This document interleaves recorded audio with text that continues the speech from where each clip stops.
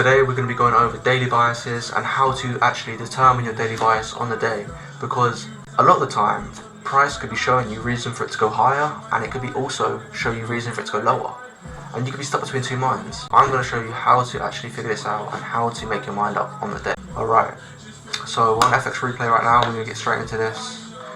We're on the 1 hour and we're going to be marking out New York Open, London Open and Asian Session Open. Cool. After that we're going to mark out the session highs and lows and the hourly highs and lows. So we have Asian Session High here, Asian Low, both in red, then London Low in blue, and London High in blue. And also regular highs and lows in black. Those lows are they're unrealistic and too far. There's no point marking them out. Okay, so let's get into this. So to actually determine your daily bias on the day, what I do, and I recommend you also do, is look at the previous session. What did the previous session do?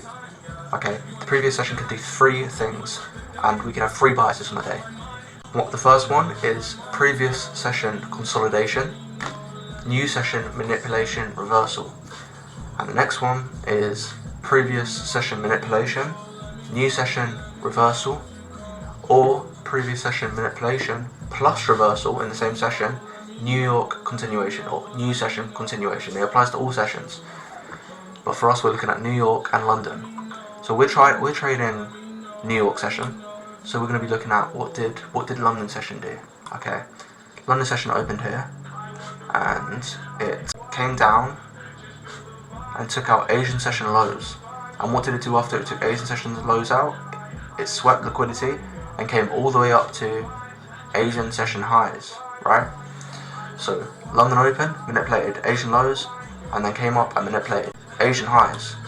So this gives us two biases. This gives us two out of the three biases that could possibly be on the day. And those two are previous session manipulation plus a reversal in the same session, new session continuation.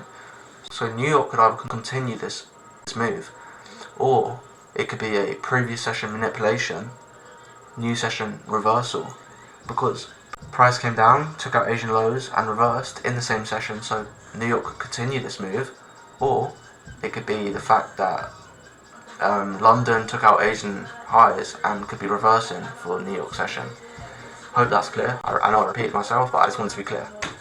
Okay, and the way to figure this out, if it's going to continue or reverse, is, I know it's going to sound ridiculous and I know it's going to sound obvious, but all you do is watch price and see what price gives you, because all you can do is see what price gives you and work with that. And I know it sounds dumb because that is literally exactly what trading is, but I'll show you what I mean, because it's more than just that. Okay, so we're on the 5 minute here, and we're going to mark out 5 minute lows for our continuation. And we're also going to mark out this big fair value gap for our potential reversal or our continuation. You see, this fair value gap and this low both give reason for price to continue or reverse.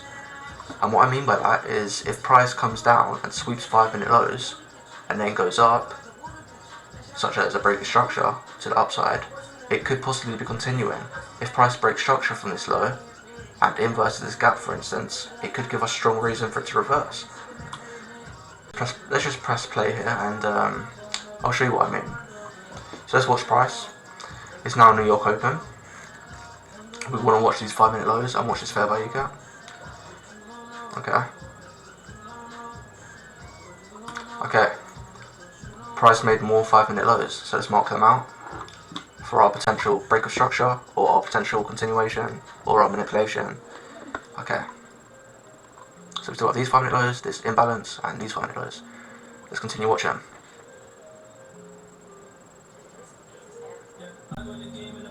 Okay, let's wait for this candle closure. Okay, price came down and manipulated 5 minute lows, and this is crucial, price did not break structure. I know price is going down here on the 5 minute, it looks like price is going down, which it is, but we're still in bullish order flow because there's no break of structure and no inverse fair value gap and no 79% extension to the downside. So price is going down, but we are still in bullish order flow on the 5 minute, right? And we did not break structure here. We manipulated these 5 minute lows and did not break structure. So that gives us a stronger bias for a continuation right now, due to the fact it did not break structure. I know I'm repeating myself, but that is crucial for this trade. Price did not break structure on the 5 minute, and we're still in bullish order flow whilst manipulating these 5 minute lows for our potential continuation. Of course, price is still reversed, but we're just going to watch what price is giving us, and right now, price is giving us a continuation right now. Okay, so now we've got now 5 minute lows got swept. We're going to scale down to the 1 minute. Okay, the 1 minute is in bearish order flow. Okay, broke a structure there. The low, price closed below it, broke the structure. We're in bearish order flow on the 1 minute. So what we want to look for our potential continuation, it might not be a continuation, but for our potential continuation, we want to look for a 1 minute inverse fair value gap or break of structure or 79% extension closure. So this is what price gives us. We're just going to watch price on the 1 minute. Bang, right there. I'll mark it out for you. Right there. Let me make it a bit more obvious, it's quite small. Right there, we made a fair value gap to the downside. A bearish fair value gap, I mean. And then we inversed it on the 1 minute. Okay? So I'm going to go over this again. We will come back to that. New York opened. We made new 5 minute lows. We already marked out these 5 minute lows, and we already marked out this imbalance. These 5 minute lows, and this inverse, this imbalance, fair value gap, could give us reason to continue, or could give us reason to reverse. And then we came down, took out 5 minute lows, did not break structure. That is key. We did not break structure. We're still in bullish order flow on the 5 minute, and we did not break structure. I'm going to repeat myself, and I'm going to repeat myself. Did not break structure. Okay. Then after that, now we want to scale down to the 1 minute because we swept 5 minute lows.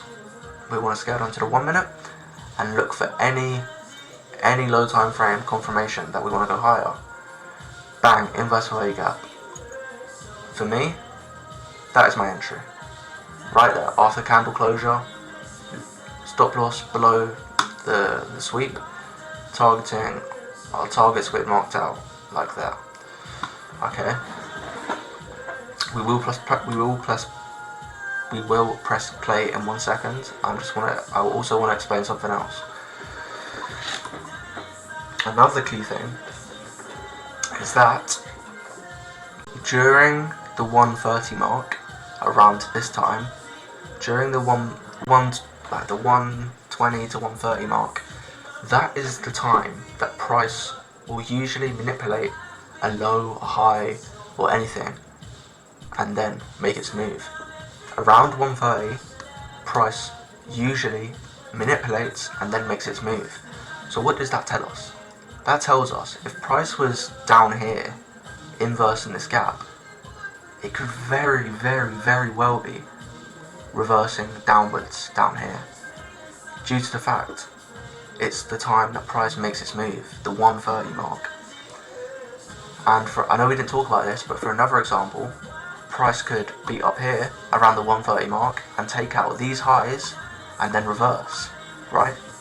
But no, price was sitting around this area near the 5 minute lows and near the imbalance to manipulate around the 1:30 mark and then to continue.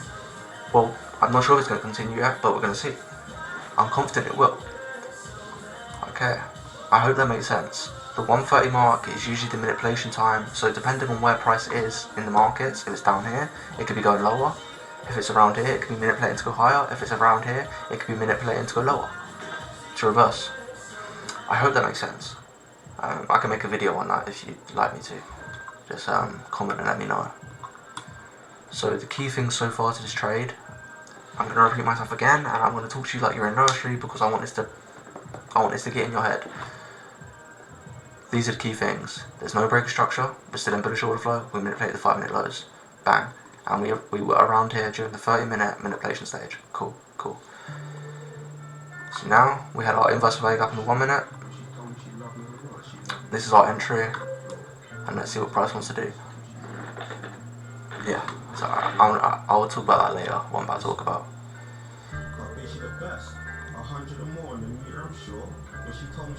Bang, all take profits here, right there.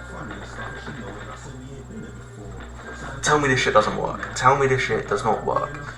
Fair value gap, our stop loss protected by this low. It came down as drawdown, but then just smashed up. Whole trade took like 20 minutes. It's a great trade. A 1 to 2.47. Amazing. Okay. Another thing I want to talk about here is low resistance liquidity and high resistance liquidity. That could also help your bias. So let's go on hourly here. Let's get rid of our trade. So low resistance liquidity is pretty much trend line liquidity. Of course trends, look, I'll show you what I mean. So look, we have a high, we have a low, we have a high, we have a low. We go up again, we have another high, we have a low, we have another high up here.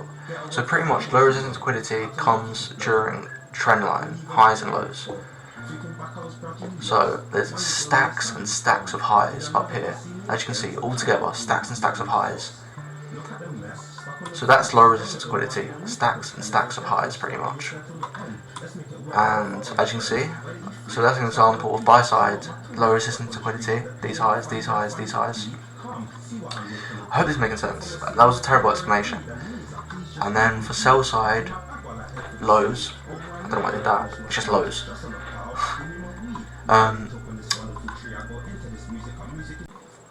As you can see, we're trending upwards, and these lows are giving us low resistance liquidity, trend line liquidity. Bang. Alright, there you go. This is sell side liquidity, because of their lows, and it's obviously trending upwards price, and then it leaves all these lows, what is called low resistance liquidity. Cool.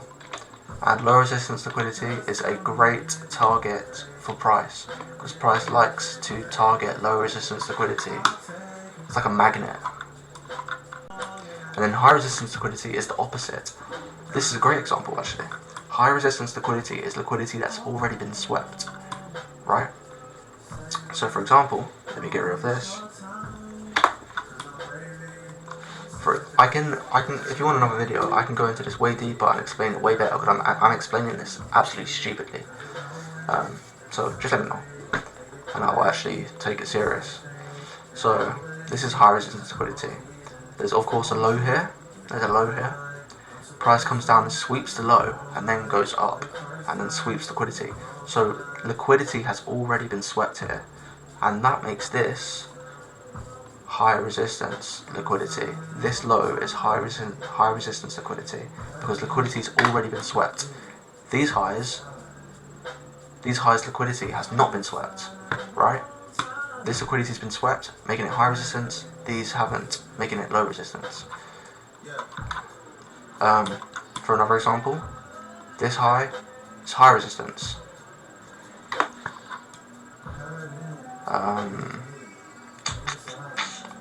This low is low resistance, as it's swept this low and made that big move up. So that's high resistance liquidity. Okay. And my point is you want to be trading towards low resistance liquidity and away from high resistance liquidity, and that is exactly what we did during this trade. This is high resistance because liquidity has already been swept, and then this is low resistance up here. This could be considered high resistance, this high, because we took it out, but there's still low resistance liquidity up here that wants to be taken out.